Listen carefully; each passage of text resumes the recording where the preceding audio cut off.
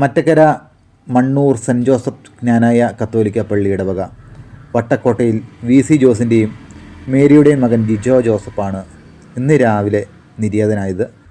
നാട്ടിലെ അവധിക്ക് ശേഷം ഇറ്റലിയിലെ ജോലി സ്ഥലത്തേക്കുള്ള ഫ്ലൈറ്റ് യാത്രയിൽ യാത്രാമധ്യേ പെട്ടെന്നുള്ള അസുഖത്തെ തുടർന്ന് ബൾഗേറിയൻ ആശുപത്രിയിൽ ചികിത്സയിലായിരിക്കെയാണ് നിര്യാതനായത്. മൃതസംസ്കാരം ശുശ്രൂഷകൾ പിന്നീട് മണ്ണൂർ പള്ളിയിൽ നടക്കും എന്നാണ് അറിയാൻ സാധിച്ചത്. സിമിയാണ് ഭാര്യ. എവലിൻ, എഡ്വിൻ, ഇമ്മാനുവൽ എന്നിവർ മക്കളാണ്. സഹോദരങ്ങൾ ജിമ്മി, ജിനു, ജിൻസൺ. പരേതൻ്റെ ആത്മശാന്തിക്ക് വേണ്ടി നമുക്ക് പ്രാർത്ഥിക്കാം.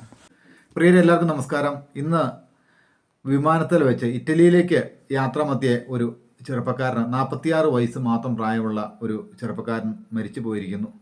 വളരെയധികം സങ്കടങ്ങളാണ് ഈ കേരളത്തിലുള്ള ജനതയ്ക്ക്. ഈ കോവിഡ് കാലഘട്ടം കഴിഞ്ഞതിന് പിന്നെ ഒരു ജീവിതത്തിന് യാതൊരു ഗ്യാരണ്ടിയില്ല, ഉറപ്പുമില്ലാത്ത ഒരു അവസ്ഥയിലേക്കാണ് കാര്യങ്ങൾ പോയിക്കൊണ്ടിരിക്കുന്നത്. ആരോഗ്യരംഗം ഉണർന്ന് പ്രവർത്തിക്കുന്നില്ല എന്നുള്ള ഒരു കാരണങ്ങളാണ് ഹാർട്ട് ഫാർമർ എന്ന ചാനലിൽ എത്തിച്ചേരുന്നത്.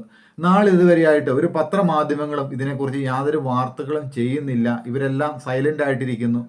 ഏത് വഴിക്ക് പോയാലും എവിടെ സഞ്ചരിച്ചു കഴിഞ്ഞാലും ചെറുപ്പക്കാർ മരിച്ചു എന്നുള്ള കാര്യങ്ങളാണ് നൽകുന്നത്. കഴിഞ്ഞ ദിവസം ബഹ്റിൽ നിന്നും എൻ്റെ ഒരു ആത്മസുഹൃത്ത് പ്രതീഷ് എന്ന് പറഞ്ഞ ഒരാൾ എന്നെ വിളിച്ചിരുന്നു. ഞാൻ ചോദിച്ചു, നാട്ടിലേക്ക് വരുന്നില്ലേ എന്ന് ചോദിച്ചപ്പോൾ അവൻ പറയുക, എൻ്റെ 10ഓളം കൂട്ടുകാർ, അത് തെക്കുംഭാഗത്താണ് അവൻ താമസിക്കുന്നത്, തെക്കുംഭാഗത്ത് അഞ്ചലിയിലാണ്, 10ഓളം കൂട്ടുകാർ അവൻ്റെ മരിച്ചുപോയി. അത് കാരണം നാട്ടിലേക്ക് എനിക്ക് വരാൻ അങ്ങ് മനസ്സ് അനുവദിക്കുന്നില്ല എന്ന് ആണ് പറഞ്ഞത്. ഇതുപോലെ തന്നെയാണ് ഏത് സ്ഥലത്ത്, ഏത് പഞ്ചായത്തിൽ, ഏത് മുനിസിപ്പാലിറ്റി എവിടെ എടുത്ത് അന്വേഷിച്ചു കഴിഞ്ഞാലും മരണങ്ങളുടെ നിരക്ക് മാത്രമേ ഉള്ളൂ. പ്രത്യേകിച്ച് ചെറുപ്പക്കാരാണ് മരിക്കുന്നത്.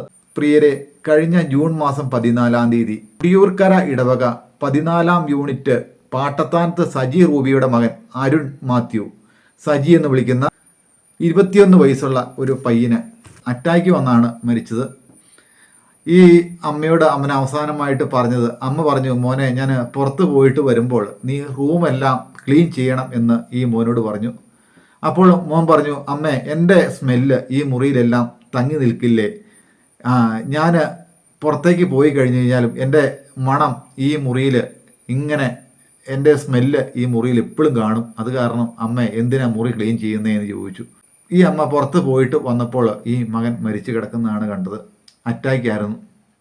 ഇതുപോലെ വളരെയധികം ചെറുപ്പക്കാർ മരിച്ചു പോയിക്കൊണ്ടിരിക്കുകയാണ്. കഴിഞ്ഞ മാസം തന്നെ ഞാൻ വീഡിയോ ഇടണം എന്ന് ആഗ്രഹിച്ചതാണ്. പക്ഷേ ഇതിനെക്കുറിച്ച് ആധികാരികമായിട്ട് ഒരു സ്റ്റഡി ചെയ്തതിന് ശേഷം നമ്മൾ നാട്ടിൽ പല ആൾക്കാരോടും ഞാൻ ഇതുമായിട്ട് ബന്ധപ്പെട്ട് നമ്മൾ റൂട്ടിക്കോടെ പോയിക്കൊണ്ടിരിക്കുമ്പോൾ പല ആൾക്കാരുമായിട്ട് നമ്മൾ ചർച്ച ചെയ്തു എന്താണ് ഇത് സംഭവിക്കുന്നതെന്ന്. പക്ഷേ നാളിതുവരെയായിട്ട് ഒരു മാധ്യമങ്ങൾ, ഞാൻ എടുത്തു പറയുന്നു, മാധ്യമങ്ങളും ഇതിനെക്കുറിച്ച് ഒരു വാർത്തകളും ചെയ്യുന്നില്ല.